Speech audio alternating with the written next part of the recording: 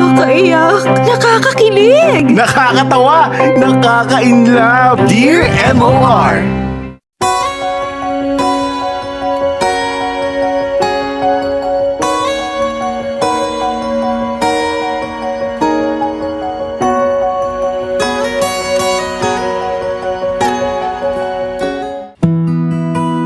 Dear MOR, magandang araw sa inyo mga kamorkada. Ako nga pala si Joel, 49 years old at isa akong warehouse manager dito sa Kalumpang. Matagal na akong nakikinig sa inyong programa. Ang totoo niyan panahon pa nila DJ Hasmin, kayo na ang laman ng radyo ko tuwing katanghalian. Napasulat ako sa inyo ngayon kasi nais ko sanang ibahagi ang kwento namin ng matalik kong kaibigan na si Frank. Mga kamorkada, bata pa lang kami ni Frank, magkaibigan na kami. Dati kasing namamasukan ang aking ina sa lola nitong si Frank. Masasabi ko naman na mabuting tao itong si Frank. Kahit nangalaki sa yaman itong kaibigan ko, hindi ko siya nakitaan ng yabang sa katawan. Siguro ito rin talaga ang rason kung bakit naging magkaibigan kaming dalawa. Kahit na nga magkalayo ang estado ng buhay namin, hindi ko naramdamang mas nakakataas si Frank sa akin.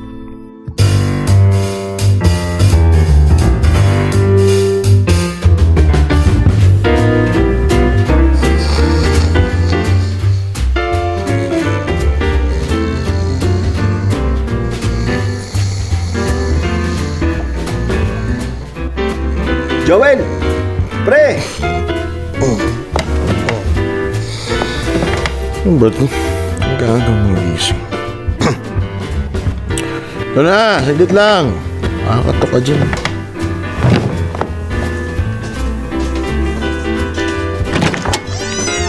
Pre, good morning! Good morning! Frank, Diyos ko naman pare. Anong oras pa lang o ba't ang aga-aga mo mambulahaw? Sorry, pasensya na. Ano ba meron? Kasi ayain sana kita. Ayayin saan? Baka lang gusto mong sumama mag-Tagaytay.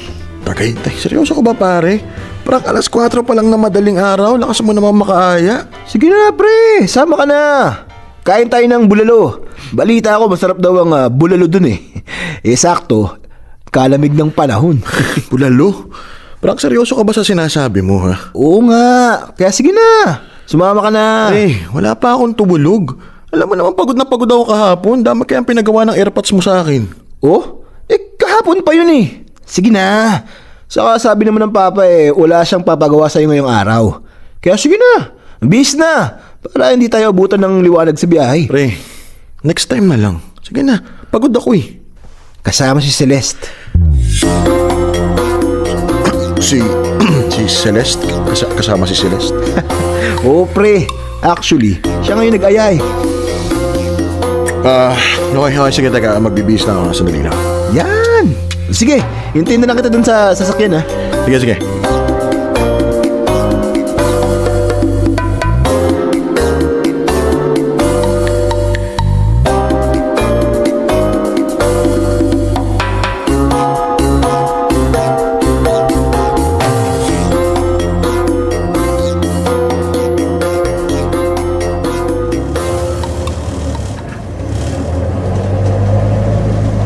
Kumusta ka naman dyan sa likod, Celeste? Inaabot ka ba ng aircon dyan?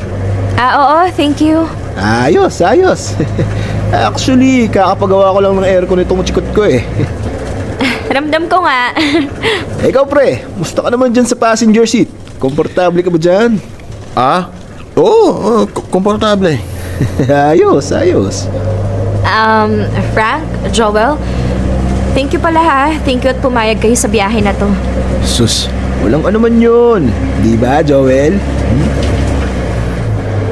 Uy, Joel, thank you daw sabi ni Celeste. Welcome. Uy pre, okay ka lang ba? Ayusin mo naman sagot kay Celeste. Halatang kabadong kabado kayo. Ako ka pala eh. Malamang kabado ako. Wala kang kabahan. Ano ka ba? Si Celeste lang yan. Tsaka kasama mo ako. Babaka pang kita. May problema ba? Wala. Tinatanong ko lang tong si Joel kung saan yung the best na bulaluan sa Tagaytay. Itong si Joel kung hindi mo natatanong, madalas bumiyahe. Di ba pre? Oo, madalas. Okay, so, Joel, saan ba ang the best? Sa ano? Sa may boundary ng Tagaytay. Di ba, pre? Sabi mo masarap dun eh. Oo, tama dun sa may boundary. Okay. Salamat, pare. Walang anuman.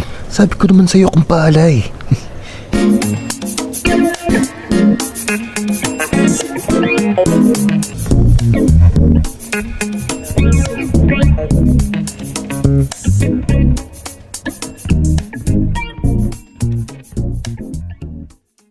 Heto po order po nila, isang bulalo at 6 na kanin. Ingat lang ho, mainit. Thank you. Salamat. Thank you po. O paano? Tara na habang mainit pa oh. Tara. O Joel, abutan mo nga si Celeste ng mangkok. Pati na rin yung kutsara at saka tinidor. Okay, sige, taga. Celeste, ito. Thanks, Joel. Wala nga naman. Ingat ka ha, mainit daw yung sabaw. Salamat. Teka, wala tayong tubig. Kukuha muna ako. Maiwan ko muna kayong dalawa ni Celeste. Sige. Oo, sige. Kalingan mo, pre ha. Celeste? Kung may gusto ka pang kainin, sabihin mo lang sa akin ha, akong bahala. Okay, salamat, Joel. Celeste? Salamat sa pag-aya sa akin ha. Ano ka ba? Ako nga dapat ang nagpapasalamat sa'yo eh. Salamat at sinamahan mo ko. Ang totoo niyan, sabi ko kay Frank, dapat kasama ka talaga. Ganun ba? Oo naman. Sabi ko kasi kay Frank, padalang tayong magkasamang dalawa. Kaya sinabihan ko si Frank na ayain ka. Nahiya kasi ako magsabi ng diretso sa'yo eh. Uy, ba't ka naman mahihiya sa akin? Ako nga dapat nahihiya eh. Isipin mo yun, si Celeste Legazpi na mismo yung gustong makasama ako sa lakad. Baka na ako nanalo sa loto nun. Bolero ka rin eh, Uy, no? hindi bola yun. Sobrang saya ko na inaya mo ko dito. Ako rin naman, sobrang saya. Tara, kain na tayo. Baka magsebo yung sabaw eh. Malamig pa naman ang panahon. Okay.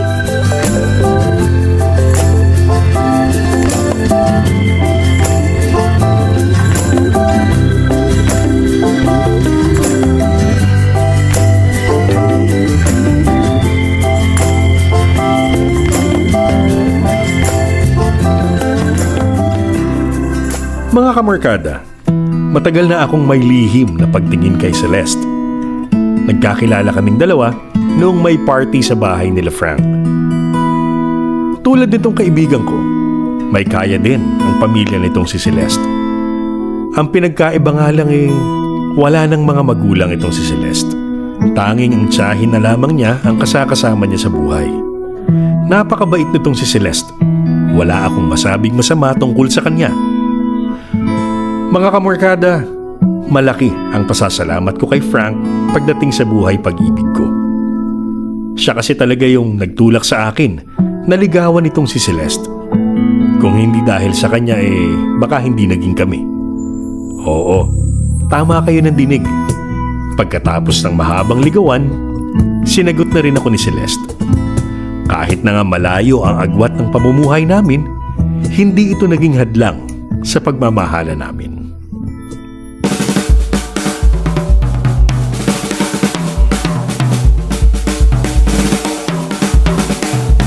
Mahal, okay na ba yung mga gamit mo? Naghihintay na yung taxi sa labas. Saglit na lang, mahal! Okay, sige. Ito talagang si Celeste, hindi nagbago. Laging may aberya bago umalis. Oo nga eh. Uy, nga pala, salamat Frank ha. Malaki-laki yung discount namin ni Celeste. Sus, malit na bagay. Kaibigan naman ng papa yung may-ari. Isang tawag lang, okay na agad. Lakas din ang impluensya ng papa mo eh, no? Aba, bilisan nyo na. Mukhang galit na yung driver nyo. Ready na ako, mahal. Tara. Tara, pre, muna na kami ha. O siya, ingat kayong dalawa ha. Salamat ulit pare. Thank you, Frank. Wala nga naman, mag-enjoy kayo.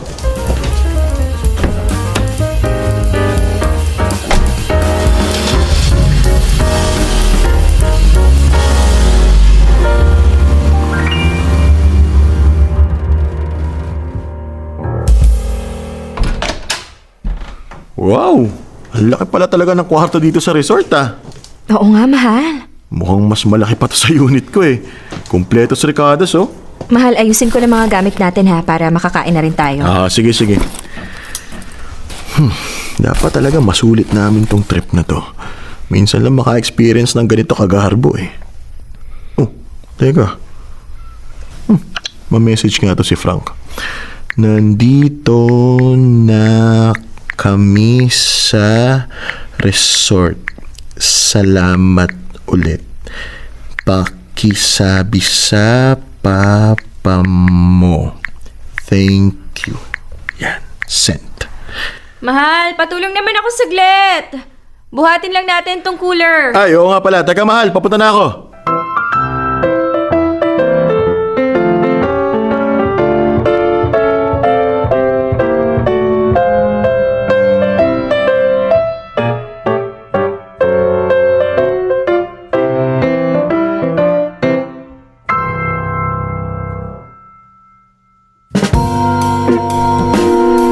Talaga ba? Sabi ni Frank, parang ayaw daw sa kanya nitong si Nina eh. Pa-effect lang ni Nina yun. Pa-hard to get ba? Seryoso ba? Buti na lang talaga. Hindi ako pa hard to get. Oo naman. Hindi ka nga rito.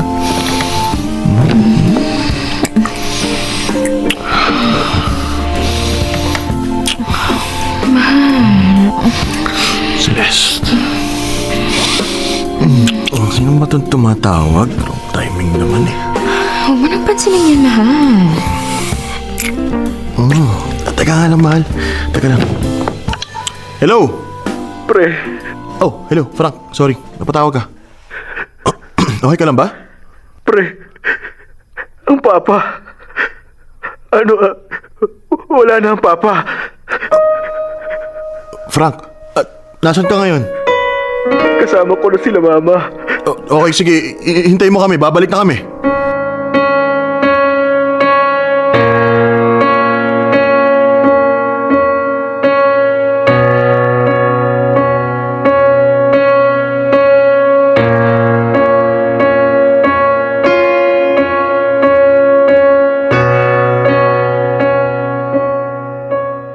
Tandang-tanda ko ang araw na yon, mga kamorkada.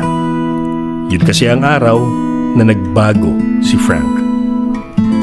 Simula noong nawala ang papa niya, parang nawala na rin ang dating masayahin kong kaibigan. Dumalang na ang mga pagtambay-tambay naming dalawa. Dati, halos linggo-linggo sumasaba kami sa inuman. Ngayon kasi, halos hindi na kami nagkikitang dalawa. Hindi ko rin naman masisi si Frank. Naiwan kasi sa kanya ang responsibilidad ng pag-aalaga sa mga naiwang ari-arian ng papa niya. Siya na rin ang tumayong padre de pamilya sa kanila. Gustuhin ko mang ayain o puntahan si Frank, siya na mismo ang tila umiiwas sa akin.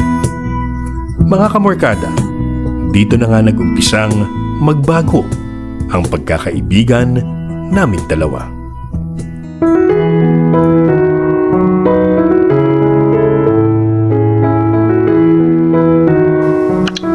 Hello? Mahal? Oo, papunta na ako. Oh, syempre naman. Oh, sige na. Tawag na lang ako ulit kapag pauwi na ako, ha? Okay. Love you, mahal. Okay. Game. Opo. Frank? Opo. Joel, ikaw pala. Napadalaw ka. Pre, musta? Naisip ko lang, baka gusto mong mag-inom? Ito, dala ko yung paborito mong alak, oh.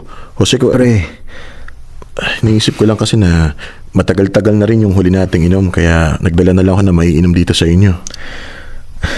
pre, huwag ngayon. Busy ako eh. Ganun ba? Pasensya na talaga. Marami lang talaga ako inaasikaso ngayon. Oh, sige. Nagbabaka sakali lang naman ako eh. Pasensya na ha. Paano? Maiwan na kita dyan ha. Okay. Joel, Yes, pre. sa susunod tumawag ka muna. Nasa gitna kasi ako ng business school nung dumating ka. Tumawag o kaya mag-message ka muna sa akin. Oo, okay. Sige.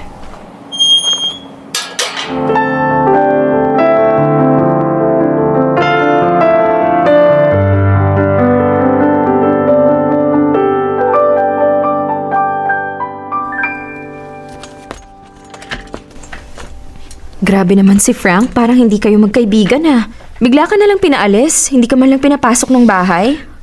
Wrong timing yata yung punta ko eh. Kahit na ano ba naman yung papasukin ka sa loob ng bahay, di ba? Alokin ka ng tubig, ganun. Baka naman talagang busy lang siya. Tama din naman yung sinabi niya, dapat tumawag muna ako o kaya nag-message. Ewan ko, Joel ha. Hindi lang naman siguro ako yung nakapansin nito. Pero talagang nagbago na si Frank simula nung mamatay yung papa niya. Sa totoo lang. Ano kayang magandang gawin? Hayaan mo na muna siguro, mahal.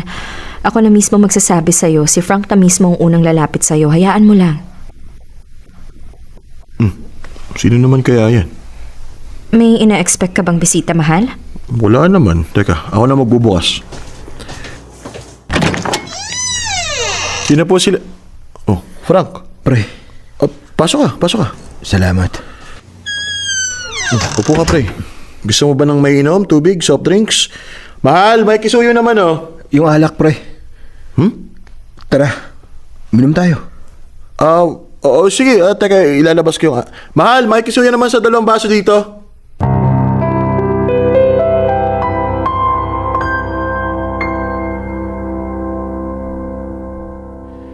Cheers, pare. Cheers. Grabe. Tagal na natin hindi nakakainom Tinamaan na yata ako. Nako, ubos na pala yung kutkutin natin. Teka, bibili pa ako. Pre. Pre, pasensya na kanina. Pasensya na at hindi man lang kita na-entertain kanina. Wala yun, pre. Alam ko naman basic eh. Hindi, pre. Pasensya na talaga. Ang totoo niyan, pre, sobrang dami lang talagang pumapasok sa utak ko ngayon. Gusto mo bang pag-usapan natin? Pre, ewan ko ba? Simula kasi nung nawala na ang papa parang gulong-gulo na ang utak ko. Parang may bigat na hindi ko malaman sa dibdib ko. Hirap na akong huminga.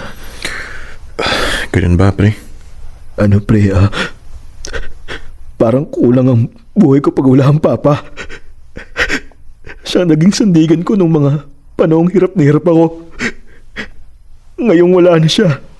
Sa dami ng responsibilidad na naiwan ng papa, hindi ko kaya, pre. Masisira ang utak ko. Frank, pare. Kaya rin talaga ako nagpunta dito ngayon kasi sa dinami-dami ng tao sa buhay ko, ayoko sanang masira yung pagkakaibigan natin. Kaya pasensya na talaga, pre. Pasensya na sa mga inasal ko kanina. Hindi mo deserve yun, pare. Ano ka ba? Wala yun. Hindi mo naman kailangan humingi ng pasensya sa akin. Basta, kapag kailangan mo ng tulong, kapag kailangan mo na makakausap, nandito lang ako, okay? Salamat, pre. Tara, tagay muna bago bumili ng tibugo. Cheers, pare. Cheers.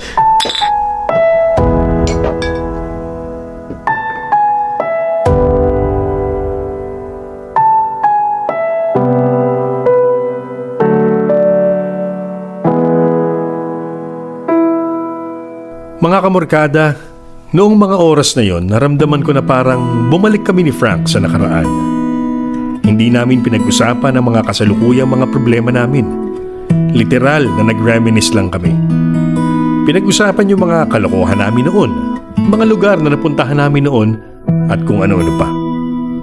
Sa totoo lang, hiniling ko talaga na sana ganun na lang palagi. Sana walang bigat ang mga buhay na tinatahak namin ni Frank. Mga kamorkada, may mga problema kasing darating sa buhay ni Frank. Problemang talagang sumubok sa kanya. Pero nung mga oras na yon, hawak ang alak sa isang kamay, maayos at tahimik ang mundong ginagalawan namin ni Frank.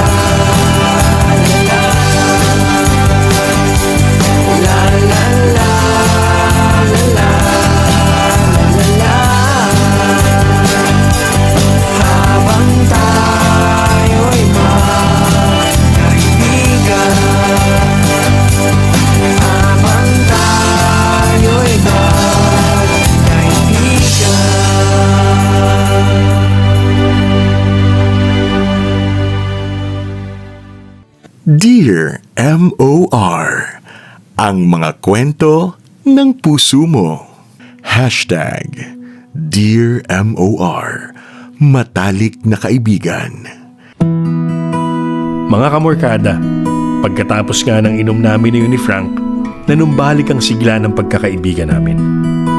Hindi pa rin kasing dalas tulad ng dati, pero kahit papaano ay nagkikita kami ni Frank para mag-usap at syempre para uminom. Nagawa ko talagang paniwalain ang sarili ko na magiging maayos ng lahat. Nagkamali ako. Pagkalipas ng ilang buwan ay bumalik na naman kami ni Frank sa dati. Dumalang ang pagkikita namin at dumalang ang pag-uusap namin. Inisip ko na lang na baka talagang busy lang siya. Pero isang insidente ang talagang magpapabago sa pagkakaibigan namin.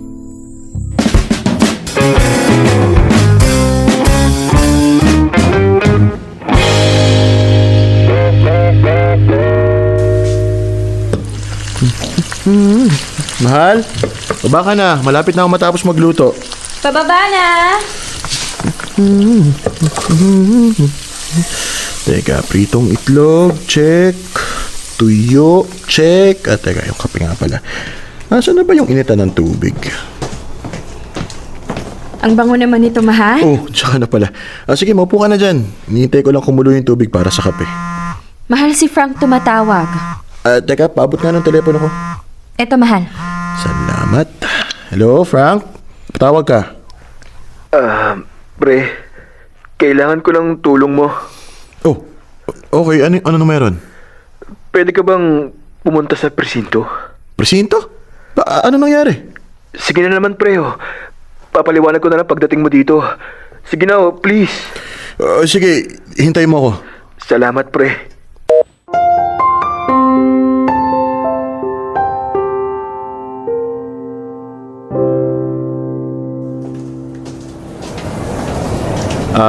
Good afternoon po, sir. Nandito daw po si Franklin Di Masanta. Pasok kayo sa loob, sir, tapos kanan, dulong kwarto. Ay, maraming salamat po. Anong klaseng gulo naman tong pinasok mo, Frank? Dulong kwarto. Teka, ito na yata yan. Pre! Ikaw ba si Joel de Guzman? Yes po, sir. Okay, Chief Santos. Mabutit nakapunta ka kagad. Chief, pwede ko po bang malaman kung bakit po nandito sa police station tong kaibigan ko? Ganito kasi, Joel. Can I call you Joel? Yes, sir. Sige lang po. Ganito. Ito kasing kaibigan mo nahuli namin sa isang bar. Nasangkot kasi sa isang away dun sa loob. May kainuman daw tong kaibigan mo tapos bigla na lang daw nagkagulo. Sugatan yung kasama na itong kaibigan mo. Frank naman, no? Ngayon, ganito. Hindi naman na magsasampa ng kaso yung kainuman ng kaibigan mo. Pinapunta kita rito para lang mag-vouch para dito sa kaibigan mo. Ganun po ba? Wala kasing sumasagot sa ibang kapamilya na itong kaibigan mo. Buti na lang ikaw sumagot ka.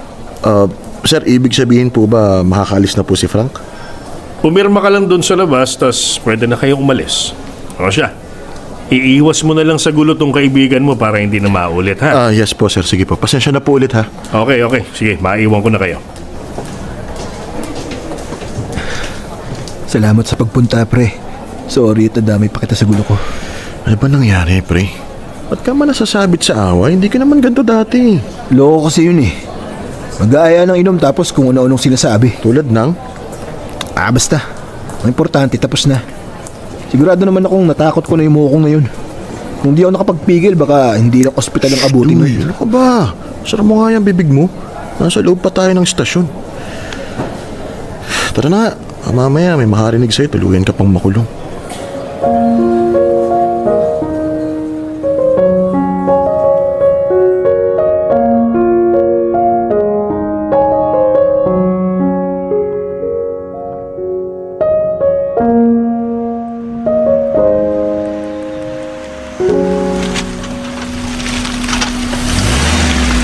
Salamat sa tulong, pre. Paano? Mauna na ako. Pre. Sandali lang. Mag-usap muna tayo saglit. Tungkol naman saan? Sabi ko naman sa'yo, di ba? Hindi ko kasalanan yun sa bar. Pre, sagutin mo nga ako ng diretso. Okay ka lang ba? Simula kasi nung nawala yung papa mo, parang nag-iba ka na din eh. Di ka na tulad ng dati. Pre, please, wag na yun. Sige na, Frank. Kausapin mo ako. Kaibigan mo ako eh. Pwede mo sabihin sa akin lahat. Joel, please. Ayoko makipag-usap ngayon. Mauna na ako. Magkita na lang tayo ulit. Pre naman, sige na. Ayoko nga makipag-usap. Bakit ba ang kulit mo? Kung gusto kita kausapin, sasabihan kita. Kaya please, Joel, umalis ka na. Frank.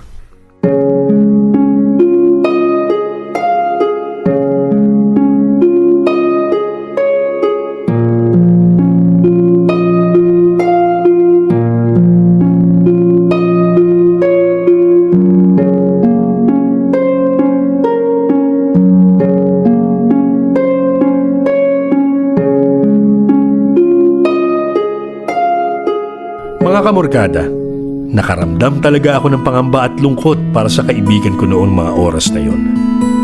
Kitang-kita ko kasi na may iniinda siyang bigat sa dibdib. Kahit ilang beses kong subukang alamin ang problema ni Frank, ay wala akong nakukuhang sagot. Imbes na manumbalik ang dating sigla ng pagkakaibigan namin ni Frank, ay mas lalo siyang lumayo. Tulad nga ng nasabi ko kanina, importante sa buhay ko si Frank. Para ko na siyang kapatid. Kaya nga lahat ng paraan, ginawa ko na para lang matulungan ang kaibigan ko.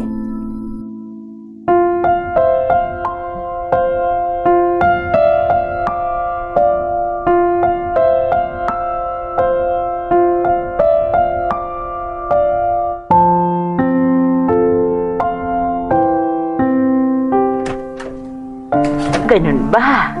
Pasensya ka na talaga, Joel. Kilala mo naman yung kaibigan mo. Noon pa man malapit na talaga siya sa papa niya. Oo nga po eh. Pakiramdam ko talaga hindi pa siya nakaka-recover dun sa pagkawala ng papa niya. Dinibdib niya talaga yun hayaan mo. Pag nagkaroon ng pagkakataon, kakausapin ko si Frank. Sige po. Pasensya na po talaga at napatawag pa ako sa inyo ha. Nag-aalala lang po talaga ako para kay Frank. Nako, huwag kang humingi ng pasensya. Maganda nga at may nag-aalala para kay Frank. Salamat, Joel, ha? Salamat din po. Frank, ano pa nangyayari sa'yo? Mahal? Yes, mahal. Nakausap mo na ba mama ni Frank? Oo, mahal. Anong sabi? Ayun, kung ano rin yung hinala natin before.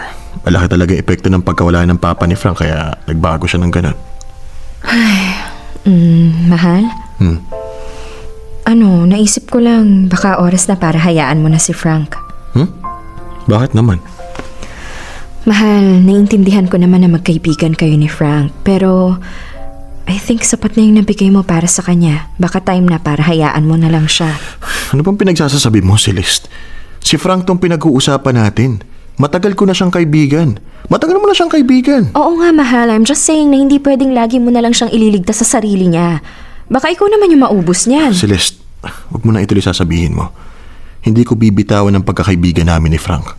Hanggat maaari tutulungan ko siya. Pasensya na, mahal. I'm just worried na, mahata ka ni Frank pababa. Iniingatan lang kita. I know. Sorry din, mahal. Huwag kang mag-alala. Iingatan ko ang sarili ko. Love you, mahal. Love you too. Pasok na tayo sa kwarto. Oo, sige. Sunod ako. Magpapahangin lang ako saglit. Okay. Ano bang dapat kong gawin?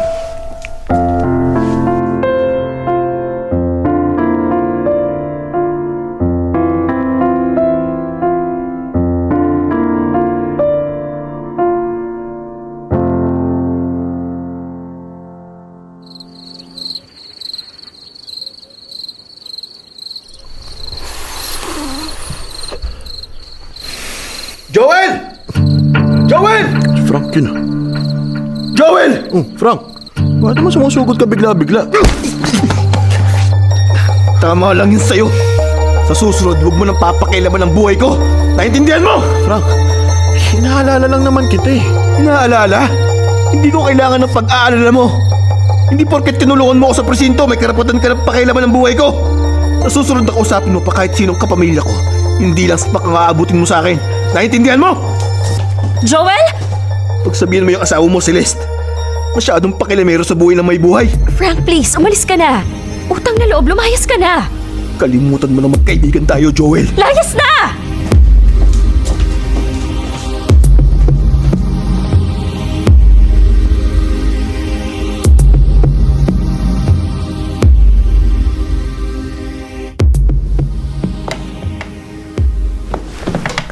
Ari, tandaan lang, mahal, Ari. Ikaw naman kasi eh. Sabi ko sa'yo, iwasan mo na si Frank. Tingnan mo yung nangyari sa mukha mo, puro kapasa. Sorry, mahal. Nag-alala ka patuloy. Tingnan mo, may konting sugat ka pa tuloy. Mahal, Bakit? Saglit na lang to. Lilinisan lang natin yung sugat. tama ka nga siguro. Dapat nga ata, tigilan ko ng pag-aalala kay Frank. It's for the best, mahal. Kaibigan ko rin si Frank, pero sa takbo kasi ng buhay niya, baka pati tayo madamay pa. Mahal, hindi naman kita pipigilan kung gusto mo kausapin yung mga kamag-anak ni Frank. Sa ngayon lang, si Frank mismo ang iwasan mo, okay? For your sake. For our sake. Yes, mahal. Okay, sige na. Tiisin mo yung sakit. Tiyak mahapito. Okay.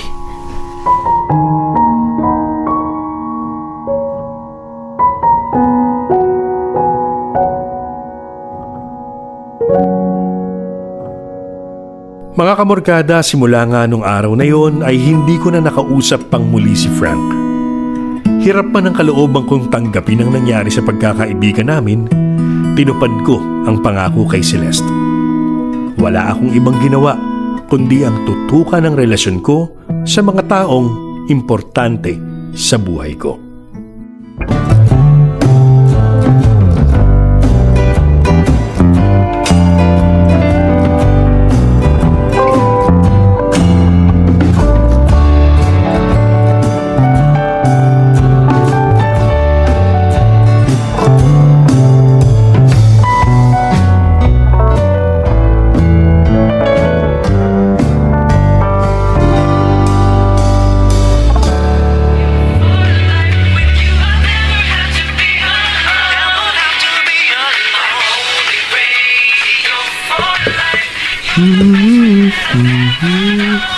Mahal, gisingin mo na mga bata, oh. Malapit na ako matapos magluto. Mukhang masarap yung niluluto mo, mahal ah. Oo naman, niluto ko yung favorite mo, syempre. Kaya love na love kita eh. Sige na, gisingin mo na yung mga bata para sabay-sabay na tayong kumain. Hayaan mo munang matulog ang mga bata. Tapos naman ang eskwela nila. Tayo na muna kumain. Teka at maghahain na ako. May mainit na bang tubig? Meron na, andun na sa lamesa. Okay. Mahal, pasagot nga yung telepono ko, matatapos na ako sa niluluto ko eh. Okay. Hello? Teka, matikman nga tong corned beef kung okay na. Konting paminta na lang, swak na to. Mahal, ready na tong ulam, kaya na tayo. Joel. Celeste, bakit? Joel. Si Frank. Wala na si Frank.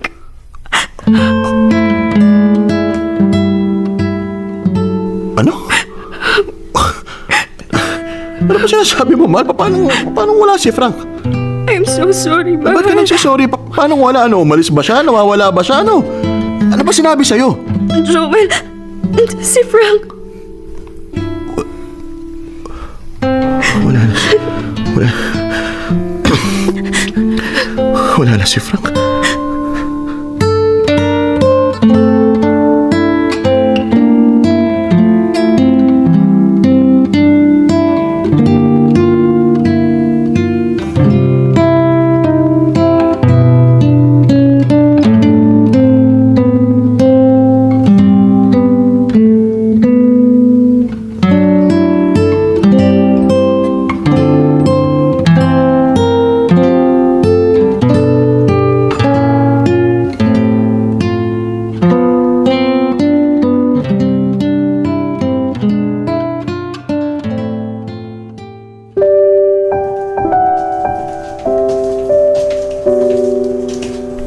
Magandang gabi po, tita. Joel, mabuti naman at nandito ka na. Pasensya na po at natagalan kami. Inabot po kasi ng traffic. Ganun ba? O siya, pumasok na kayo sa loob. Sige po. Mahal? Kumusta ka naman? Hindi ko alam, mahal. Hindi pa rin kasi pumapasok sa isip ko na wala na si Frank. Okay. Mahal, basta kung kailangan mo ng makakausap, nandito lang ako, ha? Salamat, mahal. Sige na, mahal. Mauna ka na sumilip kay Frank. Sunod na lang ako. Puntahan ko muna yung ibang kapatid ni Frank. Sige.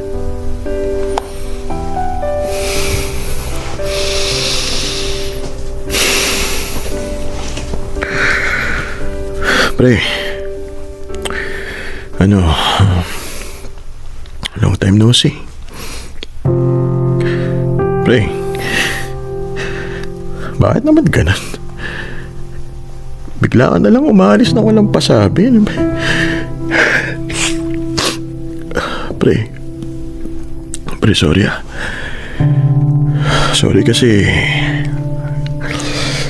hindi kita natulungan. Sorry kasi tumigil ako. Napagod ako eh. Natakot ako sa bit-bit mong bigat sa kalooban.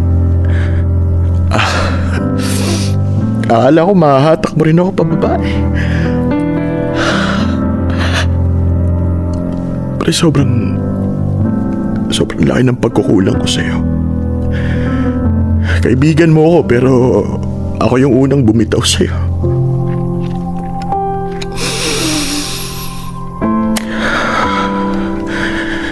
Dapat pala kahit pinagtatabuyan mo ako, hindi ako lumayo. Kasi kung nandun lang ako,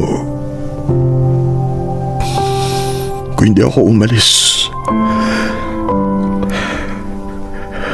baka nandito ka pa.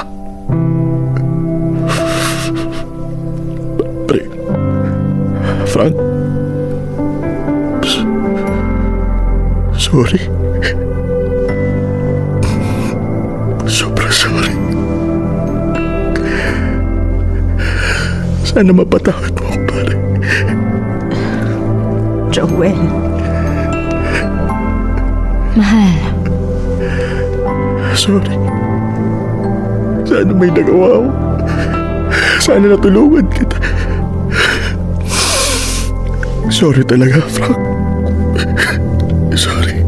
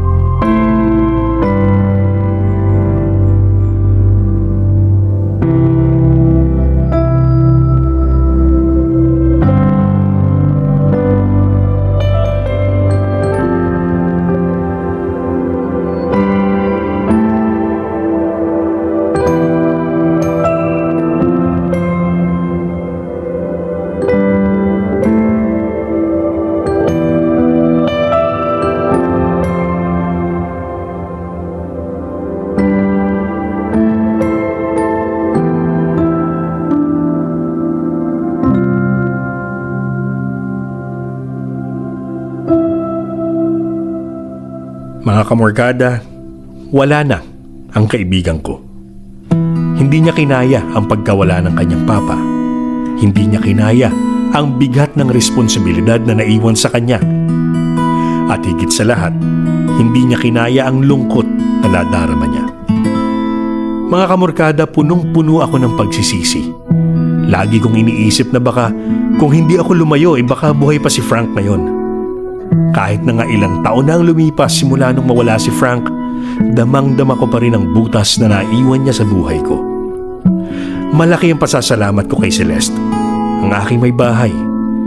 Siya ang naging sandigan ko noon nung nababalot ako ng lungkot.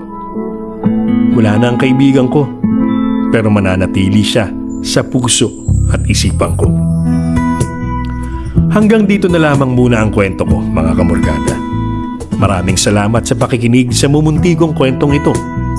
Muli, maraming salamat and more power sa inyong programa. Lubos na gumagalang, Joel.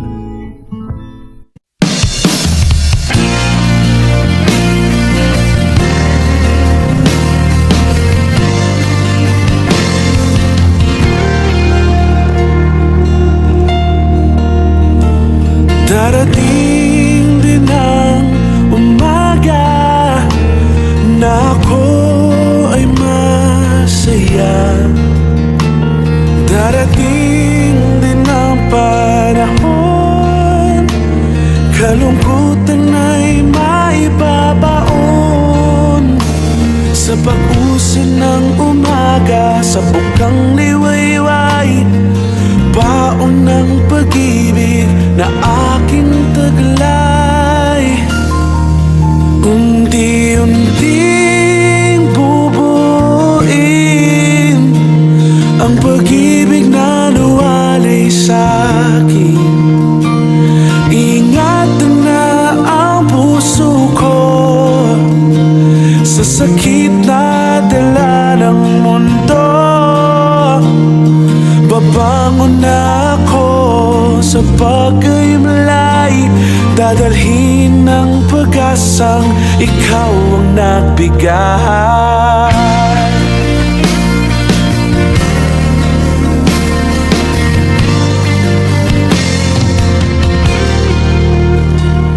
Darating din ang umaga, ngingiti at tatawa.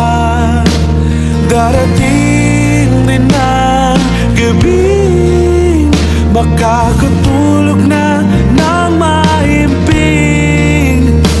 Sa pag-usan ng umaga, sa bukang liwayway, baon ng pag-ibig na ikaw ang nagbigay.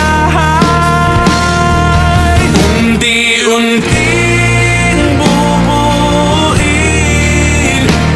ang pag-ibig na luwalay sa'kin. Iingatan na ang puso ko sa pait na dala ng mundo. Babangon na ako sa pagkahimalay, dadalhin ng pag-asang ikaw ang nagbigay.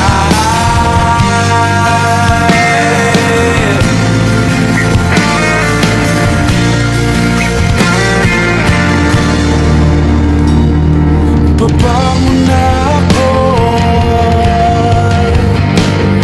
babangon na ako, babangon na ako, babangon na ako.